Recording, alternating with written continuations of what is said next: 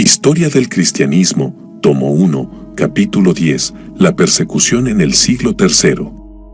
La presente confesión de fe ante las autoridades ha sido tanto más ilustre y honrosa por cuanto el sufrimiento fue mayor. La lucha arreció y se acrecentó la gloria de los que luchaban. Cipriano de Cartago. Hacia fines del siglo II, la Iglesia había gozado de un periodo de relativa paz. El imperio, envuelto en guerras civiles al mismo tiempo que trataba de defender sus fronteras frente al empuje de los pueblos germánicos, no les había prestado demasiada atención a los cristianos. Además, todavía seguía en vigor el viejo principio promulgado por Trajano, en el sentido de que los cristianos debían ser castigados si se les delataba y se negaban a ofrecerles sacrificio a los dioses, pero que no debía buscárseles activamente. En el siglo III, sin embargo, la situación cambió. A través de todo el siglo continuó vigente la legislación de Trajano, y por tanto de vez en cuando, en uno u otro lugar, hubo martirios más o menos aislados. Pero además de esto hubo dos políticas nuevas, una promulgada por Septimio Severo y otra por Decio, que afectaron profundamente la vida de la Iglesia. La persecución bajo Septimio Severo. A principios del siglo III, reinaba en Roma el emperador, quien había logrado consolidar su poder y poner así fin a un periodo de luchas internas que habían debilitado al imperio. Empero, gobernar en tales circunstancias no era tarea fácil. La amenaza de los pueblos bárbaros allende del Danubio y el Rin era constante. Dentro del imperio había grupos disidentes y existía siempre el peligro de que alguna legión se rebelara y nombrara a su propio emperador, iniciando así una nueva guerra civil. En medio de tal situación, Septimio Severo decidió seguir una política religiosa de carácter sincretista. Su propósito era unir a todos sus súbditos bajo el culto al sol invicto, en el cual se fundirían todas las religiones de la época, así como las enseñanzas de diversos filósofos. Pero tal política confligía con la obstinación de los dos grupos religiosos que se negaban a doblegarse ante el sincretismo, los judíos y los cristianos. Por ello, Septimio Severo se propuso detener el avance de estas dos religiones y con ese propósito prohibió, bajo pena de muerte, toda conversión al judaísmo o al cristianismo. Al mismo tiempo, la antigua legislación seguía vigente, de modo que a los cristianos que fueran acusados y que se negaran a ofrecerles sacrificio a los dioses se les condenaría también. El resultado de todo esto fue un recrudecimiento de la persecución al estilo del siglo anterior, y a la vez una persecución más intensa dirigida contra los nuevos conversos y sus maestros. Por lo tanto, el año 202, fecha del edicto de Septimio Severo, marca un nuevo hito en la historia de las persecuciones. Según una tradición, fue en ese año que Ireneo sufrió el martirio. También hemos señalado anteriormente que el padre de Orígenes, Leónidas, se contaba entre un grupo de mártires alejandrinos de la misma fecha. Puesto que el peligro era mayor para los maestros del cristianismo y puesto que Clemente llevaba unos 20 años enseñando en Alejandría y se había hecho famoso, Clemente tuvo que huir y refugiarse en la región de Capadocia, donde era menos conocido. El más famoso de los martirios de esa época es el de Perpetua y Felicidad, que tuvo lugar alrededor del año 203. Es posible que Perpetua y sus compañeros hayan sido montañistas y que el autor que nos ha dejado el testimonio de su martirio haya sido Tertuliano. Pero en todo caso lo que más nos interesa aquí es el hecho de que los mártires son 5 catecúmenos, es decir, 5 personas que se preparaban para recibir el bautismo. Esto concuerda con lo que hemos dicho más arriba acerca del edicto de Septimio Severo. El crimen de que se acusaba a estos 5 jóvenes, varios de ellos adolescentes, no era solo el hecho de ser cristianos, sino también el hecho de haberse convertido recientemente, desobedeciendo así el decreto imperial. La heroína del martirio de Santas Perpetua y Felicidad es Perpetua, una mujer joven de buena posición social que amamantaba aún a su hijo recién nacido. La acompañaban los esclavos Felicidad y Revocato y otros 2 jóvenes acerca de cuyo trasfondo no se nos informa y cuyos nombres eran Saturnino y Secúndulo. Buena parte del martirio está puesta en labios de Perpetua y es muy posible que reproduzca sus propias palabras. En todo caso, cuando Perpetua y sus compañeros fueron arrestados y el padre de Perpetua trató de convencerla de que abandonara su fe y salvara así su vida, ella le respondió que, de igual modo que cada cosa tiene su nombre y es inútil tratar de cambiárselo, ella tenía el nombre de cristiana y no podía cambiárselo. El proceso de Perpetua y sus compañeros fue largo, al parecer porque las autoridades querían hacer todo lo posible por incitarles a abandonar su fe. Felicidad, que estaba encinta cuando fue arrestada, temía que por razón de su embarazo le perdonaran la vida o al menos pospusieran su martirio y que no podría entonces sufrir juntamente con sus compañeros. Pero, según el martirio, sus oraciones fueron contestadas y al 8º mes de embarazo dio a luz una niña que inmediatamente fue adoptada por otra hermana en la fe. Cuando la veían quejarse de los dolores del parto, sus carceleros le preguntaban cómo esperaba tener el valor necesario para enfrentarse a las fieras. La respuesta de Felicidad es característica del modo en que muchos de aquellos cristianos de los primeros siglos se enfrentaban al martirio: ahora mis sufrimientos son solo míos. Mas cuando tenga que enfrentarme a las bestias habrá otro que vivirá en mí y sufrirá por mí, puesto que yo estaré sufriendo por él.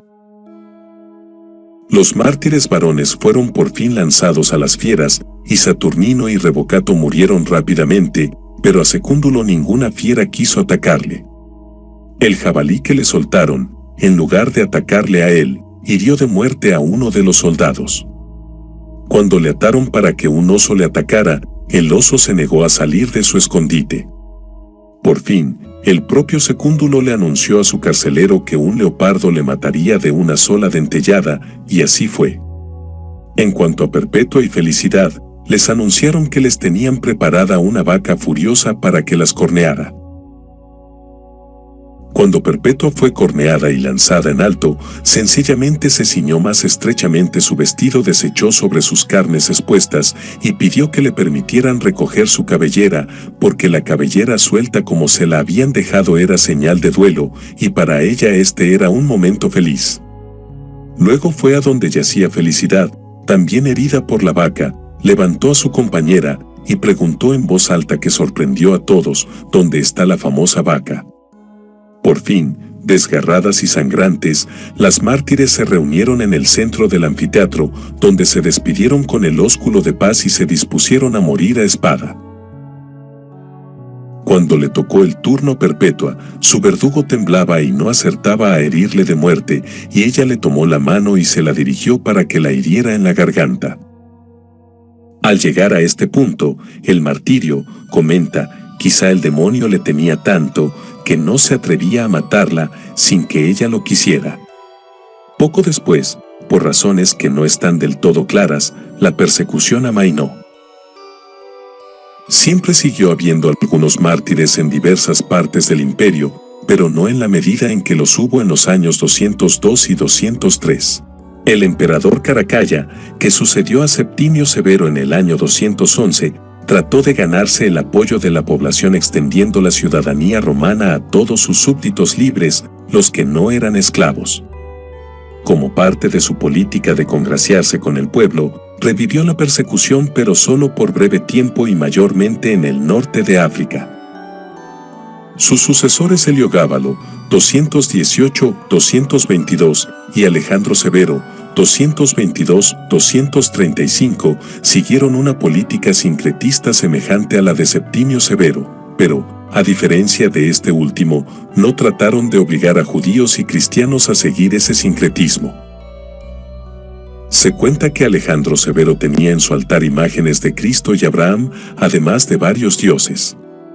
Su madre, Julia Mamea, fue a escuchar las enseñanzas de Orígenes. Por un breve periodo, bajo el gobierno de Máximo, se desató la persecución en Roma, y tanto el obispo Ponciano como su rival Hipólito fueron exiliados y enviados a trabajar en las minas. Pero pronto esa breve persecución pasó y la Iglesia gozó de relativa paz. De hecho, del emperador Felipe el Árabe, que reinó del año 244 al 249, llegaron a circular rumores en el sentido de que era cristiano. En resumen, durante casi medio siglo las persecuciones cesaron casi por completo, al tiempo que el número de conversos al cristianismo crecía sorprendentemente.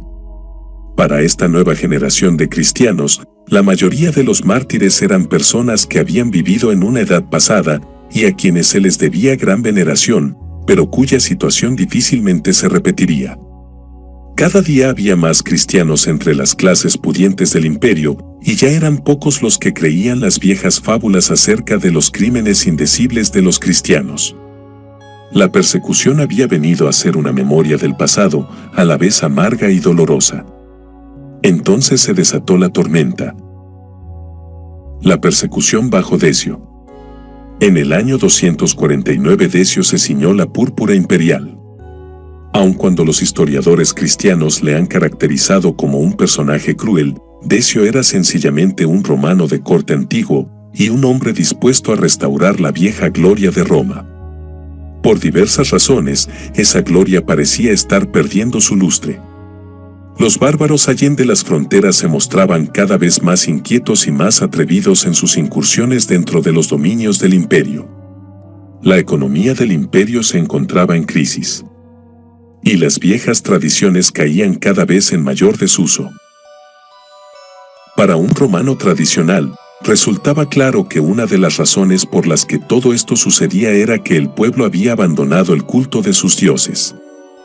Cuando todos adoraban a los dioses, las cosas parecían marchar mucho mejor, y la gloria y el poderío de Roma eran cada vez mayores.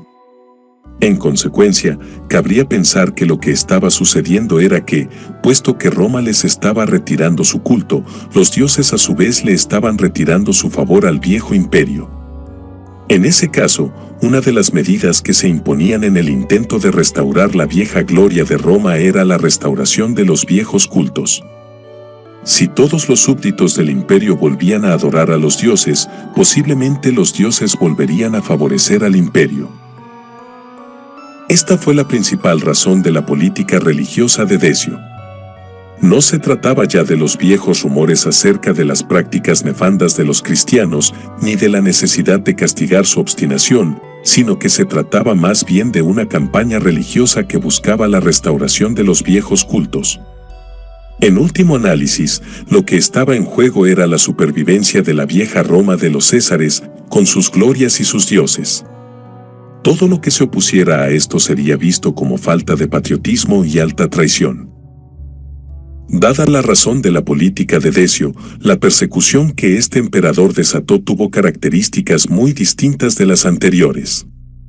El propósito del emperador no era crear mártires, sino apóstatas. Casi 50 años antes, Tertuliano había dicho que la sangre de los mártires era semilla, pues mientras más se le derramaba más cristianos había. Las muertes ejemplares de los mártires de los primeros años no podían sino conmover a quienes las presenciaban, y por tanto a la larga favorecían la diseminación del cristianismo. Si, por otra parte, se lograba que algún cristiano, ante la amenaza de muerte o el dolor de la tortura, renunciase de su fe, ello constituiría una victoria en la política imperial de restaurar el paganismo.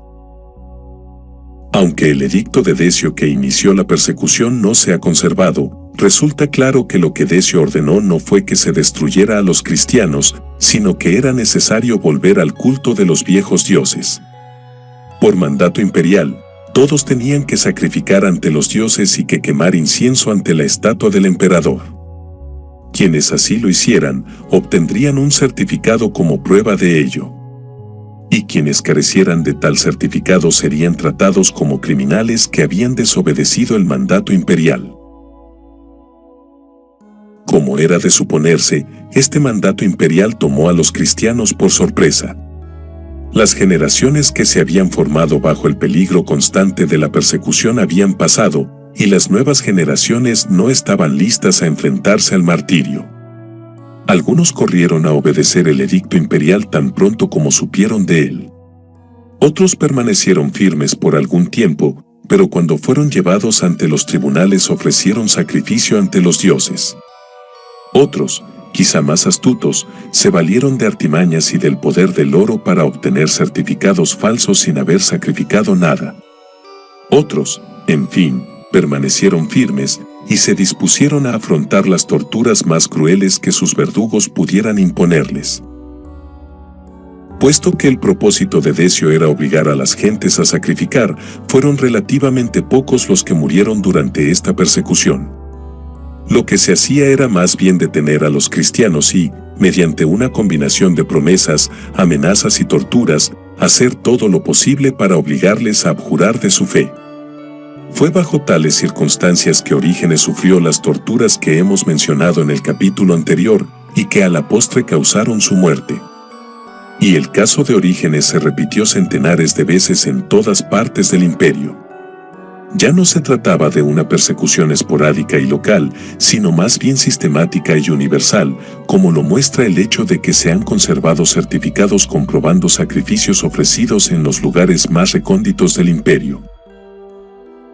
Todo esto dio origen a una nueva dignidad en la Iglesia, la de los confesores. Hasta entonces, quienes eran llevados ante los tribunales y permanecían firmes en su fe terminaban su vida en el martirio. Los que sacrificaban ante los dioses eran apóstatas.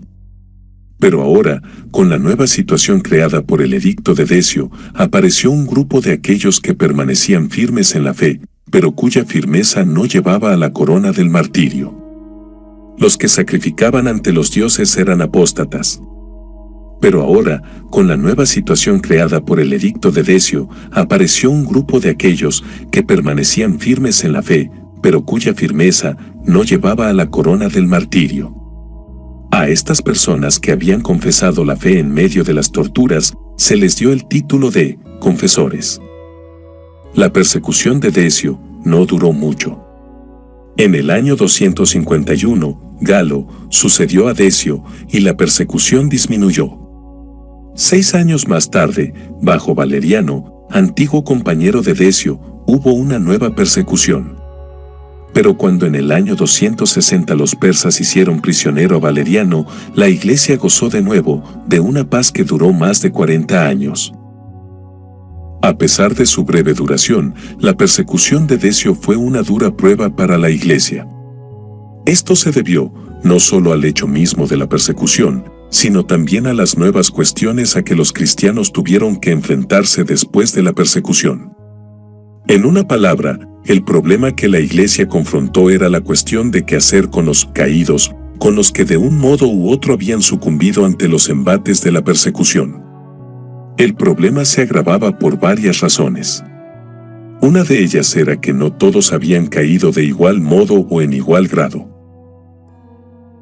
Difícilmente podría equipararse el caso de quienes habían corrido a sacrificar ante los dioses tan pronto como habían oído acerca del edicto imperial con el de los que se habían valido de diversos medios para procurarse certificados, pero nunca habían sacrificado. Había otros que, tras un momento de debilidad en el cual se habían rendido ante las amenazas de las autoridades, querían volver a unirse a la Iglesia mientras duraba todavía la persecución, sabiendo que ello probablemente les costaría la libertad y quizá la vida. Dado el gran prestigio de los confesores, algunos pensaban que eran ellos quienes tenían la autoridad necesaria para restaurar a los caídos a la comunión de la Iglesia. Algunos confesores, particularmente en el norte de África, reclamaron esa autoridad y comenzaron a desempeñarla. A esto se oponían muchos de los obispos, para quienes era necesario que el proceso de restauración de los caídos se hiciera con orden y uniformidad, y quienes por tanto insistían en que solo la jerarquía de la Iglesia tenía autoridad para regular esa restauración. Por último, había quienes pensaban que toda la Iglesia estaba cayendo en una laxitud excesiva y que se debía tratar a los caídos con mucho mayor rigor. La cuestión de los caídos, Cipriano y Novaciano.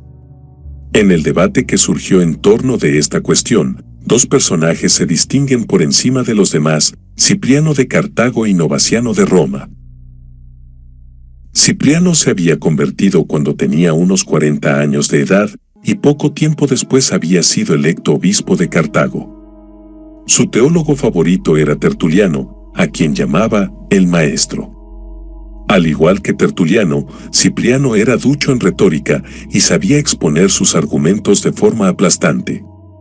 Sus escritos, muchos de los cuales se conservan hasta el día de hoy, son preciosas joyas de la literatura cristiana del siglo III. Cipriano había sido hecho obispo muy poco tiempo antes de estallar la persecución, y cuando ésta llegó a Cartago, Cipriano pensó que su deber era huir a un lugar seguro, con algunos otros dirigentes de la iglesia, y desde allí seguir pastoreando su grey mediante una correspondencia nutrida. Como era de suponerse, muchos vieron en esta decisión un acto de cobardía.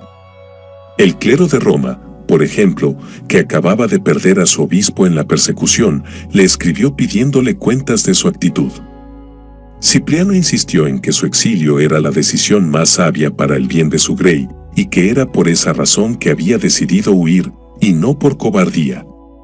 De hecho, su valor y convicción quedaron probados pocos años más tarde, cuando Cipriano ofreció su vida como mártir. Pero por lo pronto su propia autoridad quedaba puesta en duda, pues los confesores, que habían sufrido por su fe, parecían tener más autoridad que él. Algunos de los confesores deseaban que los caídos que querían volver a la iglesia fueran admitidos inmediatamente, solo a base de su arrepentimiento. Pronto varios presbíteros que habían tenido otros conflictos con Cipriano se unieron a los confesores, y se produjo un cisma que dividió a la iglesia de Cartago y de toda la región circundante. Cipriano entonces convocó a un sínodo, es decir, una asamblea de los obispos de la región, que decidió que quienes habían comprado u obtenido certificados sin haber sacrificado podían ser admitidos a la comunión inmediatamente si mostraban arrepentimiento. Los que habían sacrificado no serían admitidos sino en su lecho de muerte o cuando una nueva persecución les diera oportunidad de mostrar la sinceridad de su arrepentimiento. Los que habían sacrificado y no se arrepentían no serían admitidos jamás, ni siquiera en su lecho de muerte. Por último, los miembros del clero que habían sacrificado serían depuestos inmediatamente. Con estas decisiones terminó la controversia, aunque el cisma continuó por algún tiempo. La principal razón por la que Cipriano insistía en la necesidad de regular la admisión de los caídos a la comunión de la iglesia era su propio concepto de la iglesia. La iglesia es el cuerpo de Cristo, que ha de participar de la victoria de su cabeza. Por ello, fuera de la iglesia no hay salvación, y nadie que no tenga a la iglesia por madre puede tener a Dios por padre. En su caso, esto no quería decir que hubiera que estar de acuerdo en todo con la jerarquía de la iglesia. Cipriano mismo tuvo sus disputas con la jerarquía de la iglesia de Roma, pero sí implicaba que la unidad de la iglesia era de suma importancia. Puesto que las acciones de los confesores amenazaban con quebrantar esa unidad, Cipriano se sentía obligado a rechazar esas acciones e insistir en que fuera un sínodo el que decidiera lo que habría de hacerse con los caídos. Además, no hemos de olvidar que Cipriano era fiel admirador de Tertuliano, cuyas obras estudiaba con asiduidad. El espíritu rigorista de Tertuliano se hacía sentir en Cipriano y en su insistencia en que los caídos no fueran admitidos de nuevo a la comunión de la iglesia con demasiada facilidad. La iglesia debía ser una comunidad de santos, y los idólatras y apóstatas no tenían lugar en ella. Mucho más rigorista que Cipriano era Novaciano, quien en Roma se oponía a la facilidad con que el obispo Cornelio admitía de nuevo a la comunión a los que habían caído. Años antes, había habido un conflicto semejante en la misma ciudad de Roma, cuando Hipólito, a quien hemos de referirnos en el próximo capítulo como exponente del culto cristiano, rompió con el obispo Calisto porque éste estaba dispuesto a perdonar a los que habían fornicado y regresaban arrepentidos. En aquella ocasión, el resultado fue un cisma, de modo que llegó a haber dos obispos rivales en Roma. También ahora, en el caso de Novaciano, se produjo otro cisma, pues Novaciano insistía en que la iglesia debía ser pura, y las acciones de Cornelio al admitir a los caídos la mancillaban. El cisma de Hipólito no había durado mucho, pero el de Novaciano perduraría por varias generaciones. La importancia de todo esto es que muestra cómo la cuestión de la restauración de los caídos fue una de las preocupaciones principales de la Iglesia occidental, es decir, de la Iglesia en la parte del imperio que hablaba el latín, desde fecha muy temprana. La cuestión de qué debía hacerse con los que pecaban después de su bautismo dividió a la Iglesia occidental en repetidas ocasiones. De esa preocupación surgió todo el sistema penitencial de la Iglesia. Y a la larga la Reforma Protestante fue en su esencia una protesta contra ese sistema. Todo esto, empero, pertenece a otros lugares en esta historia. Historia del Cristianismo, 1994. Justo L. González.